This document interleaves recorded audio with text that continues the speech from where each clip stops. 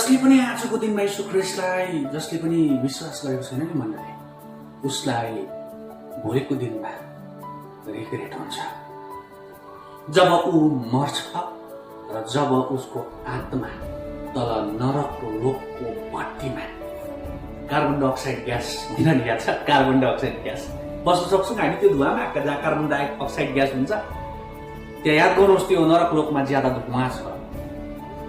त्यहाँनिर आगो कहिले पनि दिँदैन, त्यहाँ आगो बलिरहन्छ, धुवा पनि भइरहन्छ, अनि त्यहाँनिर दारा किटाइ छ। त्यहाँनिर पुग्दाखेरि चाहिँ रिग्रेट हुन्छ। अनि जसले पनि यीशु ख्रीष्टलाई पाएर आजको दिनमा जसले पनि यो पैसा रुपियाँमा यीशु ख्रीष्टको मायालाई बेच्दैछ नि मण्डली, याद गर्नुहोस्, उसलाई पनि भोलिको दिनमा मरेर गएर रिग्रेट चाहिँ हुन्छ। किनभने उसको आत्मा माथि जाँदैन, तल जान्छ, नरक लोकमा जान्छ। याद गर्नुहोस्, जसले मदपानमा यीशु ख्रीष्टलाई बेच्दैछ, जसले सिक्रेटमा बेच्दैछ, जसले नराम्रो कुराहरू खानेकुराहरू बेच्दैछ, उनीहरूलाई रिग्रेट हुन्छ।